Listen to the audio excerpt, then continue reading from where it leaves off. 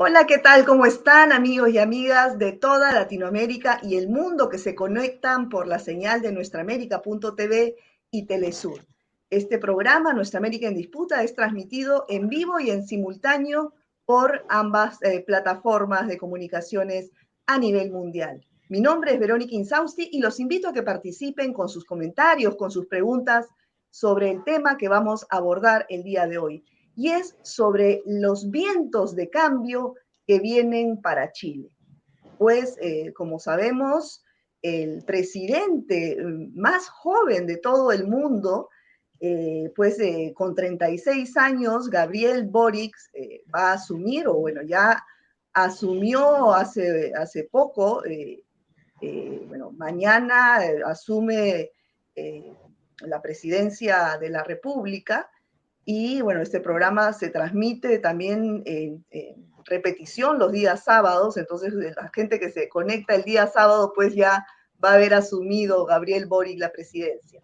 Pero ¿qué expectativas tienen los chilenos sobre este gobernante y sobre todo su equipo? Él pues se identifica como, se define como progresista, feminista, ha deslindado un poco de la izquierda tradicional de su país y hay muchas expectativas, las expectativas de los chilenos son muy altas sobre lo que pueda ocurrir en este periodo de gobierno. Para conversar sobre ello están con nosotros la activista social y concejala por el municipio de Santiago de Chile, Rosario Carvajal. Muchas gracias, Rosario, por estar aquí nuevamente con nosotros. Y también Hola, está el economista. ¿Qué tal, Rosario? El economista Patricio Guzmán. Patricio, muchas gracias.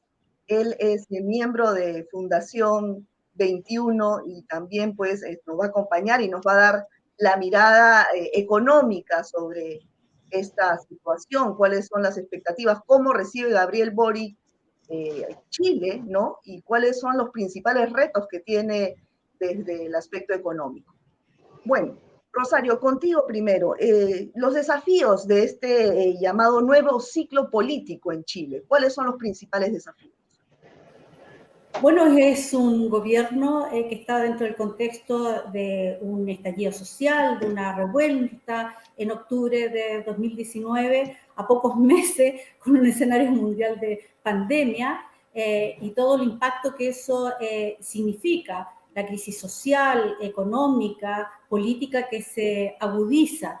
Y por lo tanto, el desafío del nuevo gobierno es justamente tomar las expectativas que se generaron tras el estallido, que es el nuevo ciclo histórico en Chile, el quiebre con el modelo neoliberal, es el quiebre de la ilusión de este modelo exitista y que la población y el movimiento popular se sale a las calles justamente para dar cuenta de este nuevo ciclo histórico. Por lo tanto, el desafío es justamente tomar las reivindicaciones de ese movimiento que lograron generar un proceso de convención constitucional que también está en marcha. Así que el gobierno también va a tener que justamente en un escenario de procesos de convención hacerse cargo de los procesos de plebiscito y toda esta discusión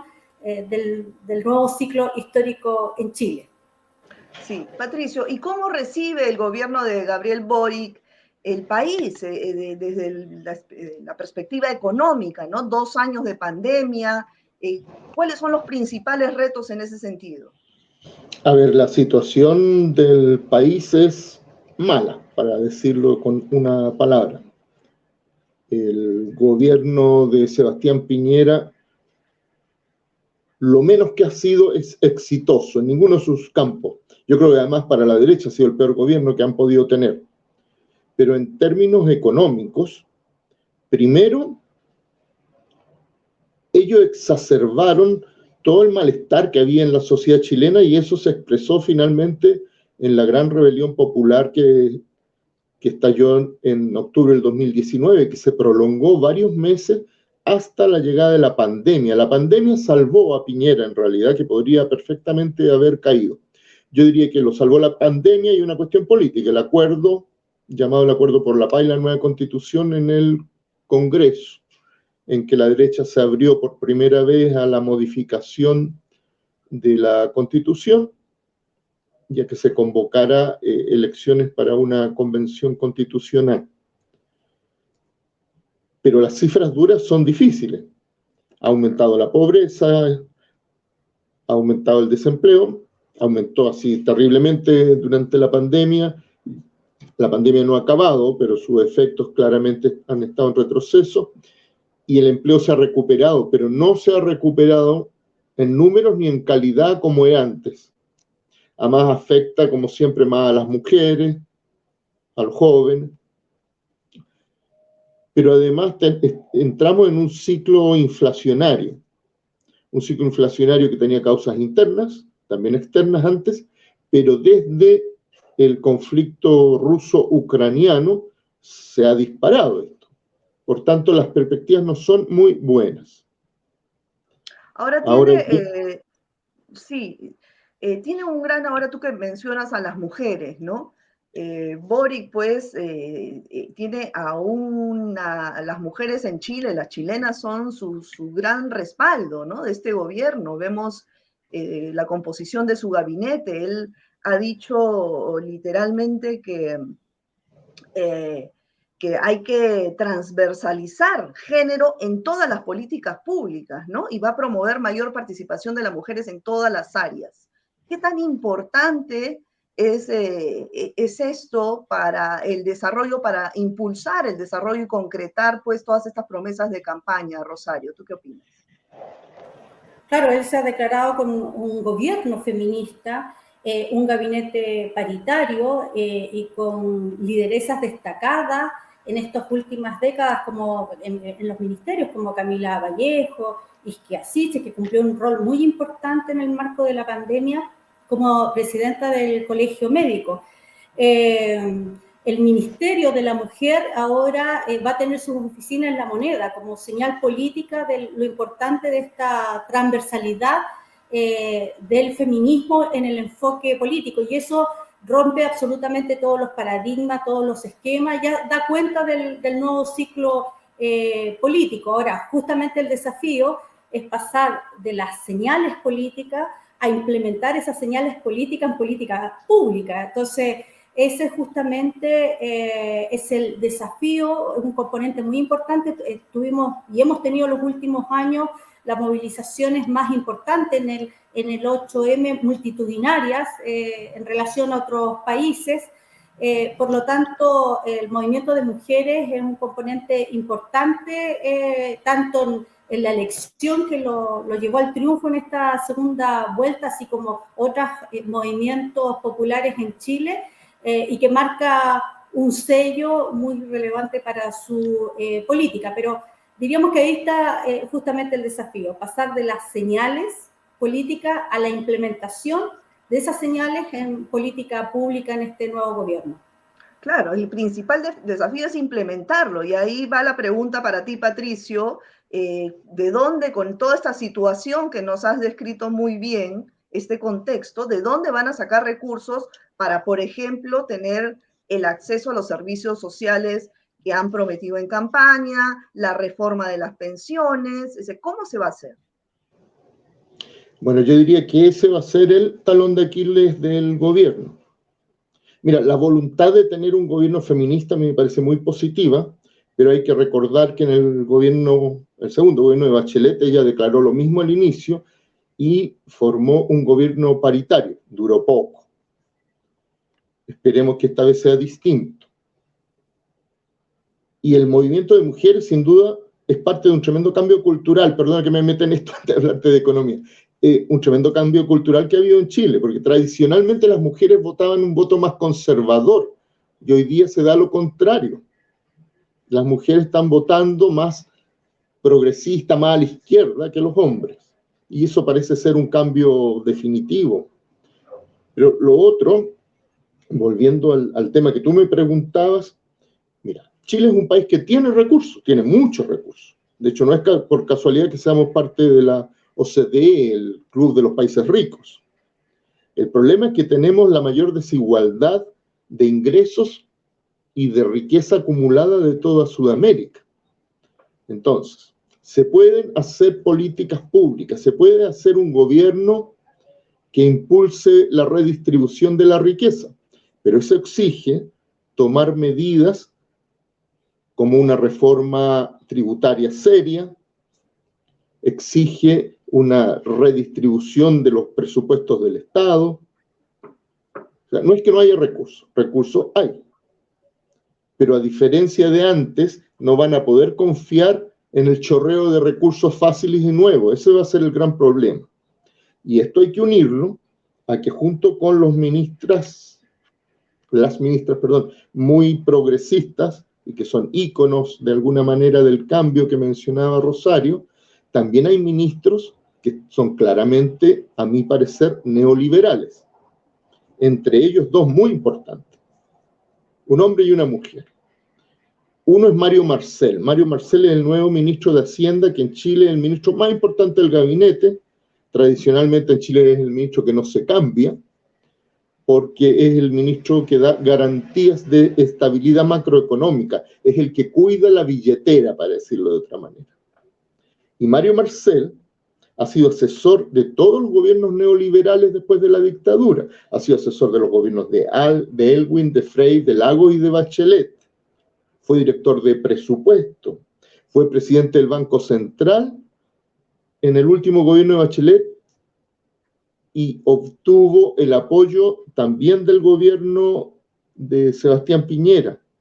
De alguna manera, él debería garantizar que lo más serio de las políticas económicas se mantiene, pero estas políticas económicas son contrarias a lo que yo decía, de cambiar las cosas para obtener los recursos necesarios. Eso va a abrir claramente un problema en el gobierno y va a ser la disputa.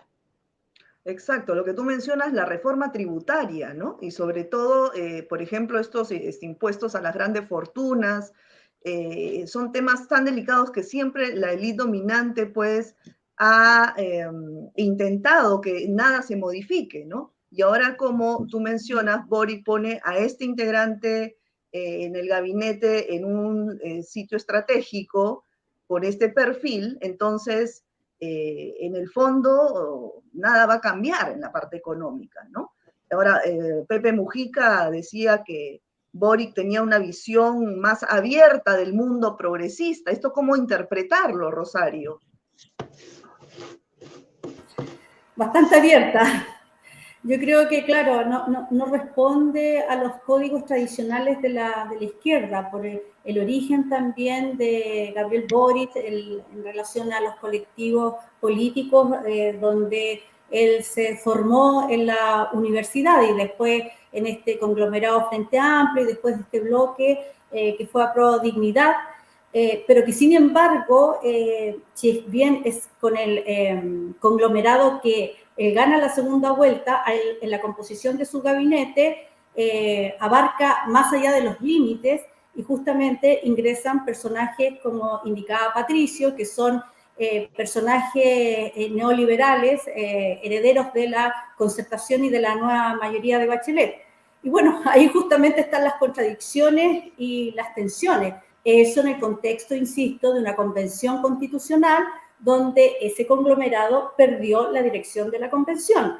La convención hoy está bajo la dirección de las listas, los movimientos sociales, de lo que fue la lista del pueblo, y en disputa con las fuerzas del conglomerado, siendo que recién habían ganado el gobierno, sin embargo pierden en la convención. Entonces hay fuerzas transformadoras que están en este espacio y de lo cual el gobierno va a tener que dar las garantías de todo el proceso democrático, del plebiscito, y va a tener que ser un facilitador.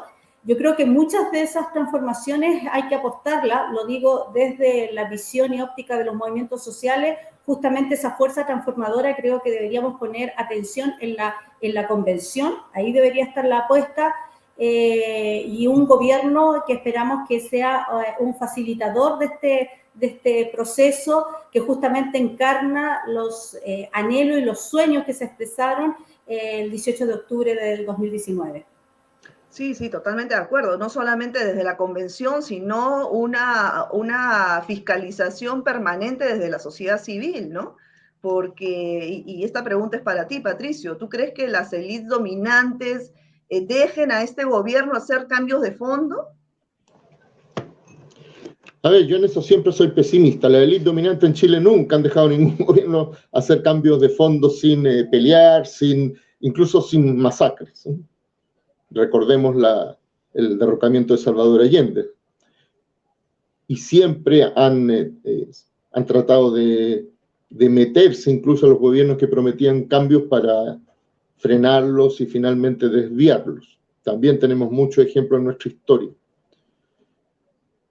Ahora, por otro lado, Gabriel Boric ganó con una buena mayoría en la segunda vuelta, pero hay que recordar que en la primera él salió segundo, detrás del candidato neofascista o neopinochetista José Antonio Kast. Sin embargo, en la segunda recibió muchos votos de gente que había votado por otros candidatos. Yo diría que hubo una especie de pánico que el pinochetismo otra vez volviera al gobierno después de la tremenda alza del movimiento que habíamos tenido en octubre del 19, pero se explica también porque 1.200.000 personas que no votaron en la primera vuelta por nadie, desde luego no por Boric, sí fueron a votar en la segunda vuelta y votaron mayoritariamente por Boric. Y entre ellos probablemente la mayoría eran mujeres. Eso es muy interesante porque José Antonio Kast, aunque luego trataba de arreglarlo, en su programa había puesto cosas francamente deleznables respecto a las mujeres. Por ejemplo, en Chile tenemos un alto porcentaje de hogares monomaternales, o sea, hogares que son mantenidos por mujeres. Y en su programa inicial, para la primera vuelta, él decía que las ayudas tenían que ir prioritariamente a las mujeres casadas. O sea, había que castigar a estas malas mujeres. Pero además Ahora, el voto mantenía muchas castigo, cosas misógenas. Y todo eso claramente conspiró contra él y se movilizó mucha gente a votar contra él. Pero no es un claro. cheque en blanco para Boric, eso es lo que quiero decir. Exacto, exacto. Fue también un voto castigo contra lo que representaba a Kast, ¿no? Así es. Pero ahora, y eso también el resultado de las elecciones para la Asamblea, que la mayoría de representantes han salido de organizaciones sociales, ¿no? Los grandes perdedores fueron los partidos tradicionales, tanto de derecha como de izquierda. Y ahora digamos que Boric quizás represente también un voto castigo contra la política tradicional en Chile. Rosario, ¿tú qué opinas? Absolutamente, hace parte del nuevo ciclo de la historia, nuevos códigos, estas señales políticas que ha dado el presidente electo antes de asumir no solamente este gabinete paritario, declararse un gobierno feminista, que su banda presidencial la están elaborando mujeres de un sindicato textil que tuvo un rol en la revuelta, optar por el barrio Yungay, nuestro barrio, es mi vecino ahora de Manzana, en el poniente de la ciudad, cosa que no había sucedido en los 60 últimos años. Todos los presidentes y presidentas siempre vivieron en el sector oriente, en la zona acomodada de la ciudad, y en estos últimos años muy encapsulados en barrios que no tienen que ver con la realidad. Entonces, es una apuesta llegar a un barrio diverso, popular, con un gran componente migrante y que hace y ha hecho vida de barrio, va a comprar a los almacenes, entonces camina como un ciudadano más en un barrio de comunes. Entonces, esas señales políticas dan cuenta del nuevo ciclo, su juventud, convoca, su figura va convocando a nuevos sectores, pero insisto, esas señales políticas son muy importantes, son muy bien vistas por la población, pero tienen que transformarse en política pública. Claro, claro. Y en el caso, por ejemplo, Patricio, de cómo avanza este proceso constituyente, ¿no? ¿Qué digamos, normativa, leyes, desde la perspectiva económica, tendrían que cambiar para que finalmente Chile pueda tener una economía con rostro social? A ver, hay diversas cosas. Yo diría que hay una muy importante que si se termina incorporando a la Constitución va a ser trascendental, que es la nacionalización o renacionalización en algunos casos de nuestros recursos mineros, que son sobre todo el cobre, pero hay otros, son la principal fuente de entrada y fuente de entrada de divisas al país, pero que hoy día ha sido progresivamente desnacionalizado, incluso el sector que antes era mayoritario del cobre, desde la nacionalización de Salvador Allende, y representa apenas un cuarto de la parte estatal. Hay una propuesta que en comisión ya fue aprobada,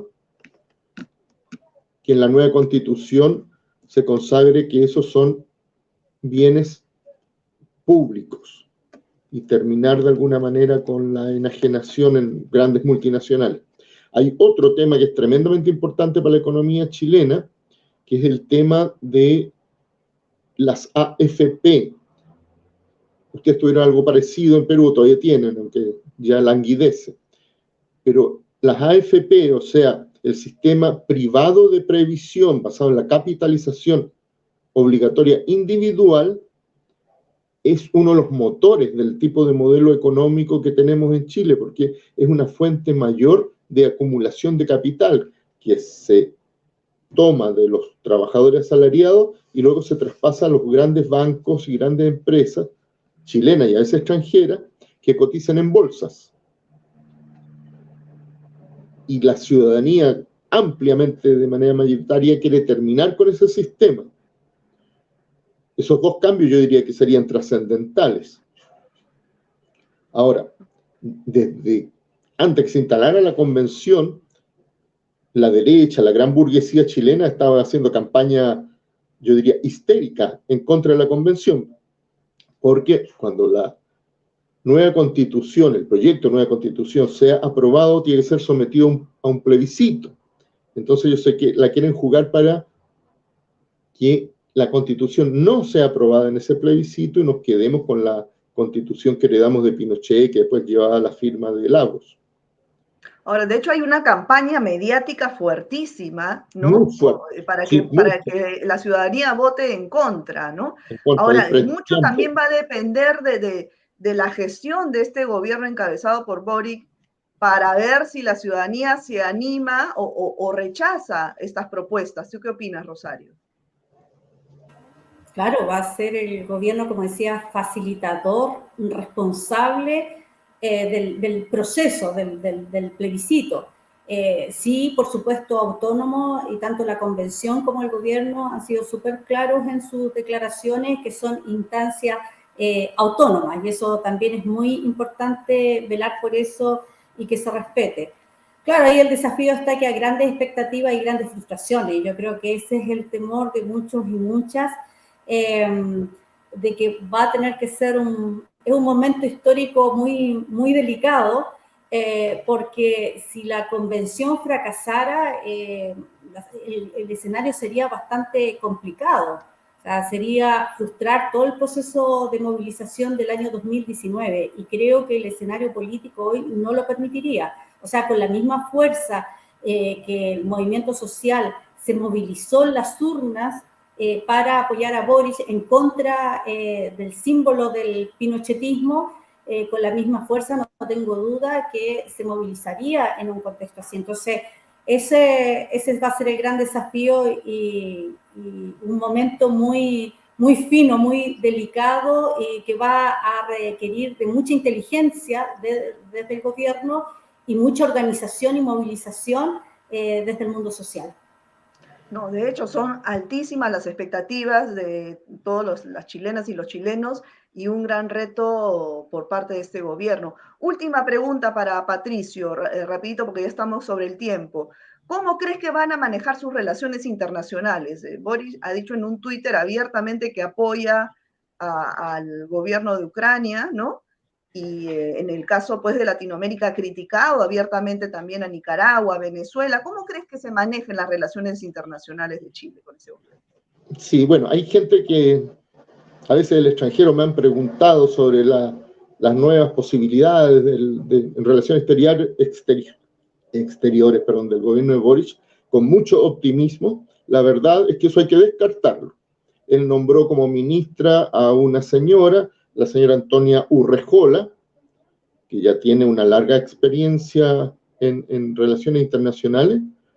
Ella, por ejemplo, fue la jefe de gabinete de la OEA en época que era José Miguel Insulza el presidente de la OEA, el secretario general de la OEA, y siempre además ha tenido una conducta muy agresiva y muy alineada con los intereses de los Estados Unidos en política exterior respecto a Nicaragua, Cuba, Venezuela, y no veo que eso vaya a cambiar. El episodio Ucrania, yo creo que es eso. La guerra en Ucrania va a terminar muy rápido, se va en la misma línea, pero va a terminar muy rápido la guerra en Ucrania, espero además que sea así, por bien de tantas víctimas y refugiados que hay. Entonces no creo que vaya a jugar un gran papel. Pero en lo demás, el gobierno de Boric anunció ya, con esos nombramientos y con las posiciones del propio Gabriel Boric, que él se alinea con los intereses de los Estados Unidos en política internacional. Bueno, muchísimas gracias, Patricio, Rosario, un placer tenerlos nuevamente en Nuestra América en Disputa. Gracias. Muchas gracias, adiós. Chao, cuídense. Bueno, nosotros vamos a estar haciendo el seguimiento de lo que va a ocurrir en Chile en los próximos días, semanas, las primeras medidas que va a tomar el gobierno de Gabriel Boric. Bueno, esto ha sido todo por hoy. Cuídense mucho. Nos vemos en una próxima emisión de Nuestra América en Disputa. Chao.